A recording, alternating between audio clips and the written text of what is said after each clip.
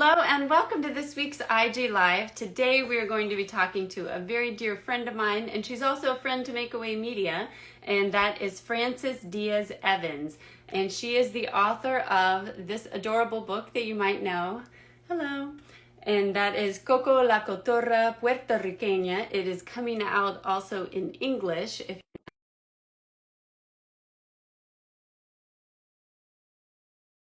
World Parrot Day. So we thought this would be a great time to come in and talk about this book, but it's not just about the endangered Puerto Rican parrot. It also teaches kids about the importance of being bilingual. Hi. Hello. Hi, how are you? I'm good, and yourself? Super excited to be here on Makeaway Media. Thank you for the invitation. Oh, well, of course, it is so nice to talk with you. And I was mentioning that you're a friend to Makeaway Media. Of course, a lot of people probably know you from Read Your World and from your own work, but you're also going to be helping with our 10th anniversary celebration. So it's really fun to have you here.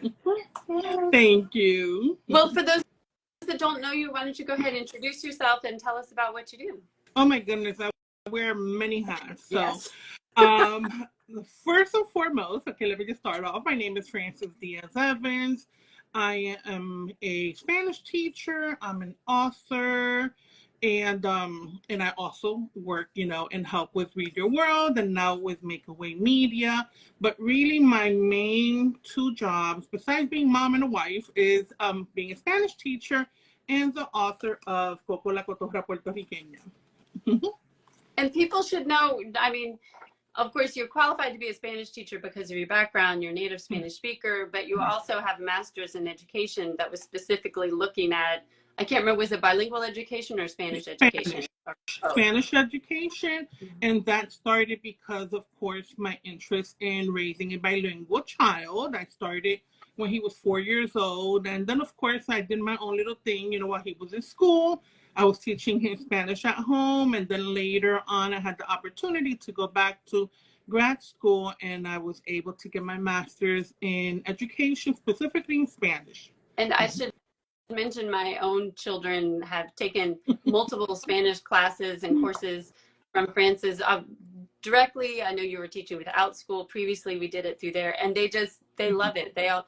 My daughter says to make sure to tell you hi. She says that if she weren't in school, she would come on and tell you herself. Oh, how sweet! Well, tell her I said hi.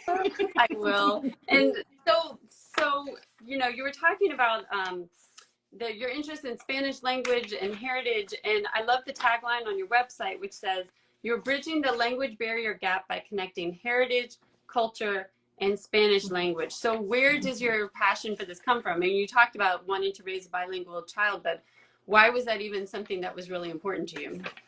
Okay, so it was important to me, let's just put it this way. The minute I got pregnant and I knew I was going to have a child, it was important for me for him to know and learn his heritage. Of course, all of my family is in Puerto Rico, and I'm here by myself.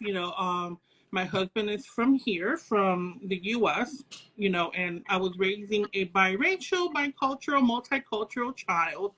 And not having a lot of support from my family or even living in Puerto Rico was hard. That's where the whole connection with the culture, the heritage, and the language comes in. And I made an effort, a super effort to start speaking to him Spanish when he was 4, expose him to his culture, to his heritage. And I think it's harder for us, like second generation Latinos in the US, to continue passing this on to our children because we don't have the same resources we had as, for instance, myself growing up. I grew up with a big family, lots of primas and primos, lots of cousins, a lot of exposure to the language, unlike my child, who's an only child. So it was a little bit different, so that's where my passion, like, it's so important for our third generation children to know their heritage, know the language, and they may not speak Spanish perfectly well, but at least be able to communicate, to understand. So that has a lot to do with my book, Coco. So, but yes, that's the importance of it. Yeah, especially I would think, I think there's a lot more Latinos in South Carolina than people might realize, but it's different than, say, like growing up in California or New York City or something where you might have a community, a Puerto Rican community that you could connect with, even if you don't have family living nearby. I mean, you really were kind of on your own. Yes. Mm-hmm. Yeah. And so, as we mentioned, you teach Spanish, and you also have educational materials that you developed that you have on sale on Etsy, and Teachers Pay Teachers, teaching not just Spanish, but also, as you mentioned, about Puerto Rican culture. And so why is it important to make that connection between language and heritage? I mean, you've already kind of mentioned it as for your son, but it's not just teaching Spanish, it's also teaching the culture. The culture. And I'm really proud of the resources that I've created for especially Teachers Pay Teacher, because it is a platform for teachers. It's a nationwide, even global platform. But I also create these resources for homeschooling parents as well, you know. And maybe those parents that don't have any knowledge of the Latino culture, Hispanic culture, and then that's when I come in with my resources. For example, I have a resource on Puerto Rico, you know, the cultural landmarks, food, traditions. It's a photo slideshow. It has a mini book, but not only is it in Spanish for those who are teaching their children Spanish, but it's also available in English for those non-Latinos, you know, educators and parents who want to expose their children to other cultures. Yeah, I love that you have it like that. You're kind of operating on both sides of it, like for people who their heritage is from Puerto Rico and they want to pass it on to their kids, or families like mine that my husband's from Costa Rica, so I've never even been to Puerto Rico, but we still get to expose our children to a different to another part of Latino culture. And you know, we talked about raising a bilingual child, and I know you know very intimately like how hard that is. It is so much work and takes so much commitment. I think when we started out, I didn't realize that. We just thought it would be easy if my husband spoke to them in Spanish, they would just pick it up and it would be no problem. And of course, it's a lot more work than that. Why is it so worth it to put in all that work and effort, especially for you, because now your son is a teenager and he really has learned so much of the language and benefited from it. Like you're kind of on the other end of the journey now. I am. And let me tell you, every time I think about it, I get all, you know, I choke up and I get all emotional, especially when my teenager, he'll be 16 now in July, when he comes over to me and he just speaks to me in Spanish. This was a long time coming. So this was a long journey. And I don't want parents to think, you know, that this is a quick fix, or, you know, you're going to get your children to speak Spanish right away, or any other language, not necessarily Spanish, right? So it is a process, you know, and there's a huge commitment on your behalf as the parent to make this happen, you know, and a continuous push. Now, I say push, but when there's going to be a moment when your child will push back and say, I don't want to do this anymore. I don't like my child. I think he was probably 10 or 11, like, oh, I hate Spanish. And Liana, that was like, he just stabbed my heart. I'm like, no, what are we going to do now? But I took a step back. You know, I said, you know what?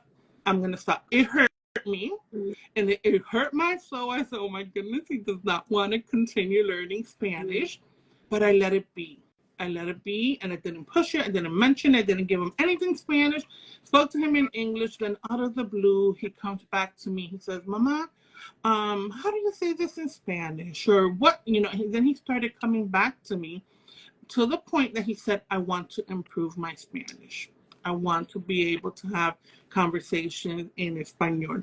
And of course, I was like, oh my goodness. So actually, you know, all this effort, I think on our as parents, like I'm a second generation Latina, it was easier for me to pick up the language for my family. But here I am by myself with my teenager. My husband doesn't speak Spanish. No one else speaks Spanish. There aren't any language immersion programs here in South Carolina. And sadly, it is an English only state. So I had a lot of things against me. Right. But I continue pushing. And I think most of the time parents feel the push and they're like, okay, I'm going to give up. Please don't. Please don't. Your children will benefit. So many opportunities, being able to communicate with other people, learn, you know, oh my goodness. The benefits are, you know, just there, you know, but you just have to really stick to it. And I know it's hard, Liana. I know. Because I myself, when my child was born, I was like, oh no, he's going to learn Spanish from the minute he comes into this world.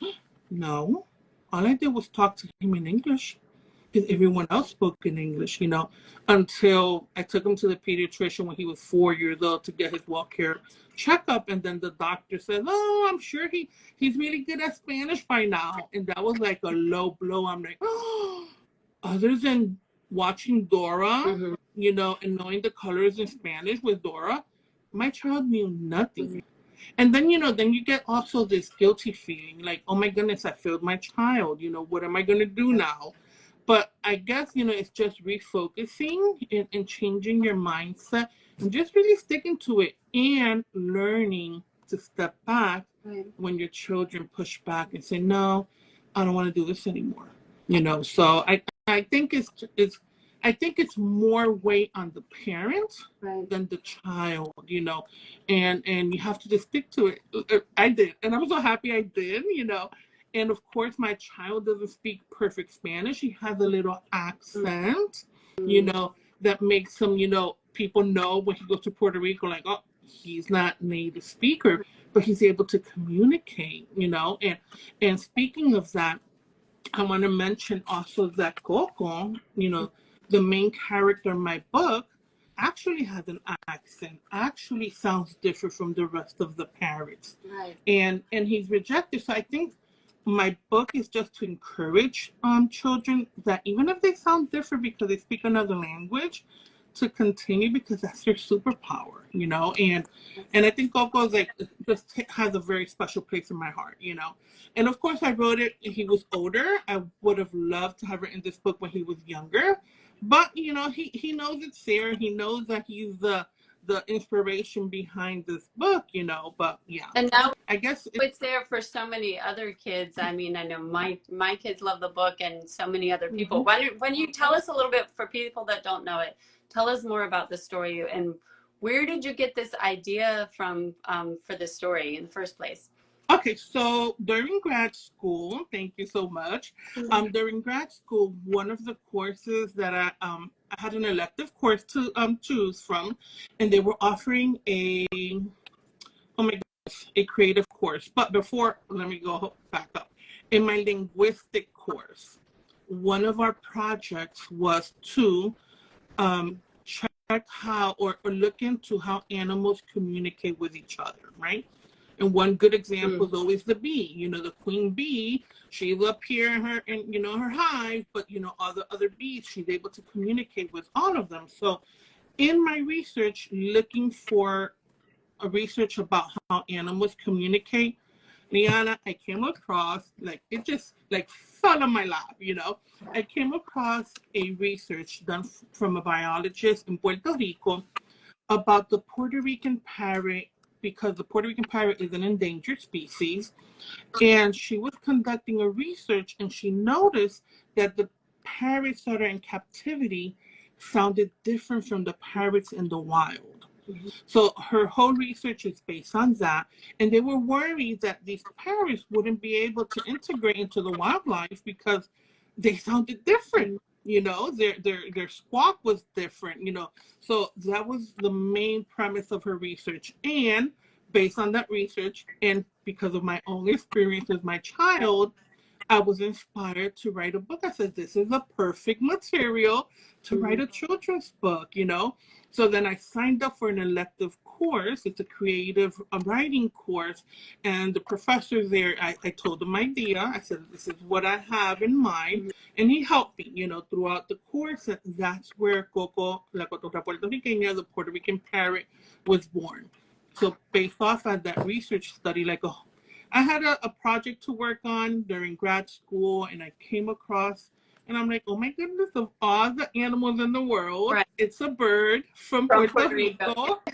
I'm like, how, what a better combination. It just fell on my lap, you know. So then, of course, I made because it is a picture book, I couldn't do a bilingual picture book. So what I did was I started off with the Spanish one, and then I have the English version as well. And so, but I love that you're talking about bilingualism, because I think that is something that happens to kids who are learning another language. especially if they're living in a community where it's not spoken, is they do usually have an accent and they feel really self-conscious about it. And then your book addresses that, but then it kind of the parrot, like, so he's kind of he is at first rejected by the parrots in the wild, right? But then they kind of have this epiphany about how useful it is that he's able to communicate with the humans, like, because he's kind of bilingual, right? I mean, so tell us a little bit more about that and about this idea of bilingualism as a superpower. Okay, so of course, you know, the research is based on the research. It's also in the back matter of the book as well. And I was trying to see how can I make this appealing for children, right? You know, to make them realize that being bilingual is a superpower, you know. So I was like, okay, so let me see. Obviously, the Puerto Rican parrot does not talk Espanol or Spanish or English, you know, so I had to add that somehow, you know, in the storyline. So the storyline starts off with, you know, Coco being at the aviary, and he's going to be released to the wild, right? So then he's all excited, all pumped up because he's going to communicate, and he can hear the squawk, right, once he's released, and he goes towards them, only to find that he's looked down upon, you know, and like, where are you from? The parrot looks just the same. They all look the same. There's nothing different. The only thing that makes the Puerto Rican parrot different, if you're out in Puerto Rico, let's just say in the El Yunque, the rainforest where the story is at, you may come across a Puerto Rican parrot, but if you see one with a little ring on their leg, it's a parrot that was in captivity. Unlike others that don't have it, those are the parrots from the wild. So, of course, he's all excited. He's going off to, you know, meet his new friends. His new friends do not like him because he sounds different, and question Coco, where is he from, you know? So, of course, poor Coco just goes back and like, oh, no, they don't want me. So, because parrots, you know, they like to live in groups. They're not, you know, they don't live well by themselves. So he goes off by himself, and then he hears some humans talking. And then the humans are talking about cutting down some trees. And these trees are where the parrots were living at. So then, of course, you know, Coco's like, okay, so Coco starts throwing some fruit at them, you know, trying to tell them, you know, like, go away, but that's not working though. So, but he does understand what they're saying, so he goes back to the flock of parrots, lets them know, but even then, they still question him because he sounded different, you know. And this is where I want children to realize that although they sound different, you know, it doesn't matter. This is their superpower, right? You know, you're able to communicate with someone else. And then with that being said, so of course, Coco goes back, and then he goes to the aviary because the humans there that were taking care of him do understand him. He warns them, and then they, of course, save the day. And then Coco goes back, and, you know, he's accepted and whatnot, you know. But the whole premise is that although you sound different, it's your superpower, right? Right. Sorry, looking for some of that, because I love the illustrations in here. Also, and it's so beautiful how you've incorporated that this is based on actual research about parrots. Put it in such in a story that I think kids, like, it's very engaging for and kind of exciting for kids, but also they can relate to it, this idea of being rejected because of not sounding exactly right, but then realizing what an advantage it is, not just to you, but he's able to really help these other parrots save the forest. Which leads me to my other question about, of course, like you said, the Puerto Rican parrot is endangered, and the book really talks about the efforts to save them and the people who are in the aviary working there. So how did you just decide to incorporate that element, or why was that important to you? Because I should also mention that, you know, when we're talking about these educational materials, a lot of them do draw from the book and teaching about the parrot and the habitat. And anybody who has not gone to look at her feed, and there's also the feed that's specifically for the book, the Coco la cotorra, and you can go and you can see the actual forest where this takes place and the parrots and so on, like if your kids are really interested in that aspect of it. Yeah, so we can't talk about the Puerto Rican parrots, you know, that were freed in to the wild without talking about why were they free to begin with. Right. So because the parrot population is so low, they are all in captivity, not because, they're being held in captivity, but they're being held in captivity to help promote, of course, the parrot population. So they're there taken care of. They have biologists who constantly monitor the parrots. They have their own spaces. They have designated areas. I was able to go to one of them, I think a year or two ago.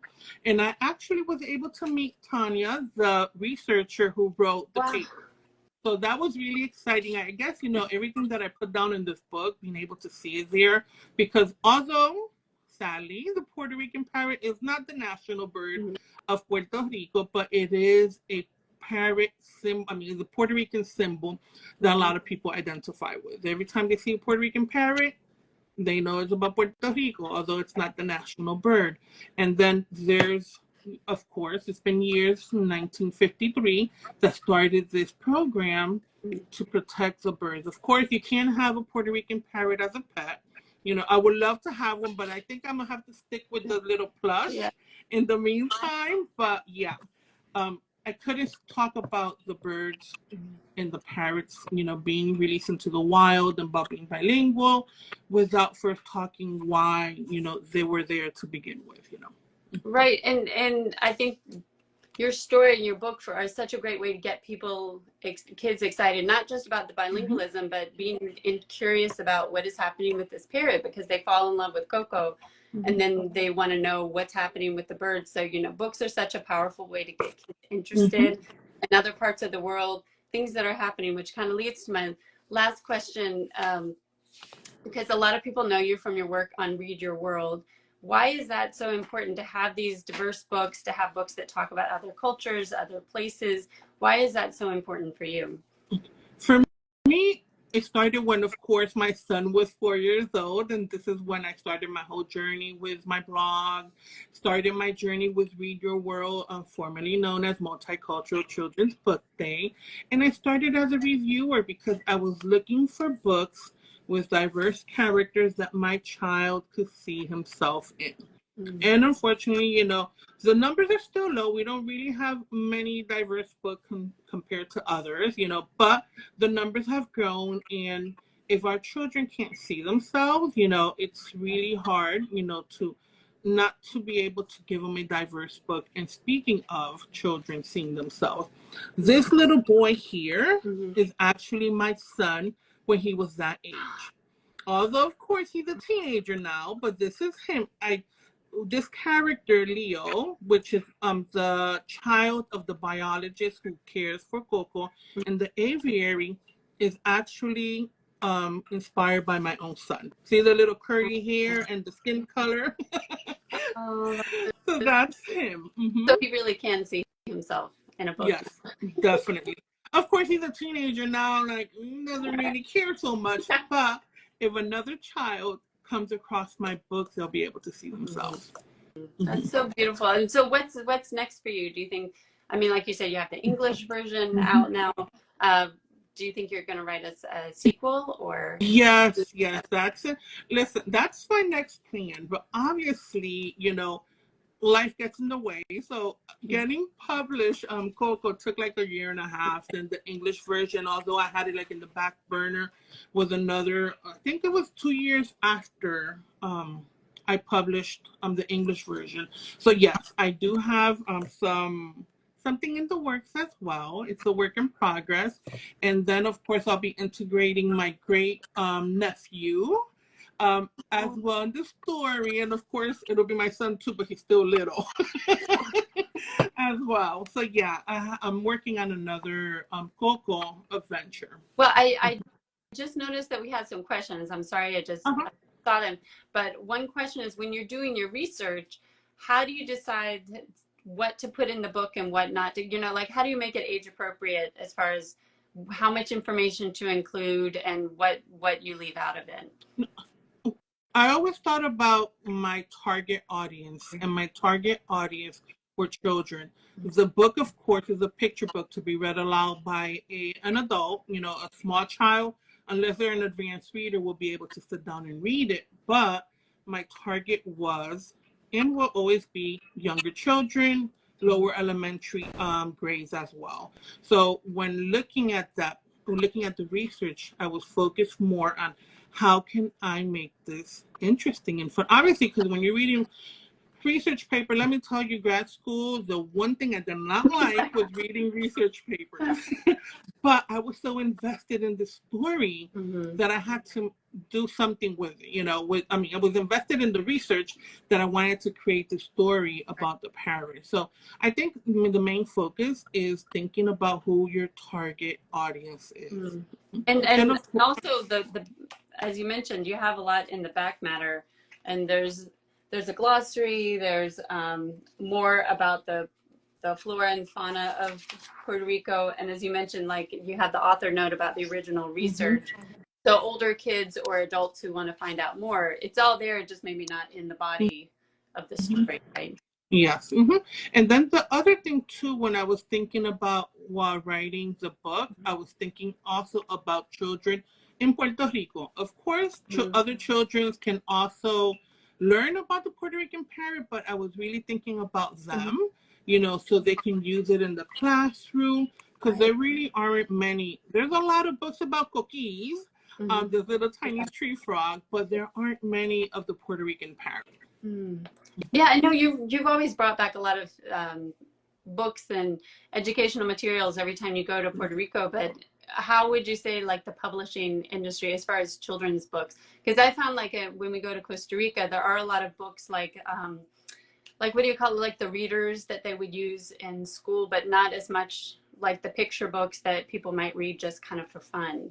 I don't know. Do you know what I mean? Like it was more like classroom books than a lot of more textbook. Yeah, I know it's more classroom textbook types of books. When my child was younger, I struggled as well finding, you know, authentic, you know, Spanish books, because most of them were translated. Right. And at the time, I'm like, okay, I could deal with this because I wanted something Spanish. I found a whole bunch of Disney books in Spanish, but unfortunately, you know, there aren't many publishers in Puerto Rico that focus on. There are a few, but not too many though, you know. And even now, my son is a teenager, I still go out and look for books anyway, just for myself, for my personal library, and to use, you know, in Spanish class, during Spanish classes.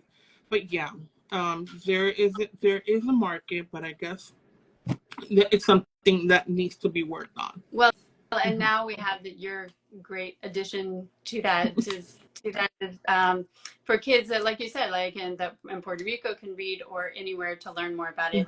And I'm sorry, I'm looking at the time because I told you I think 20 and 25 minutes. I'll try to wrap it up.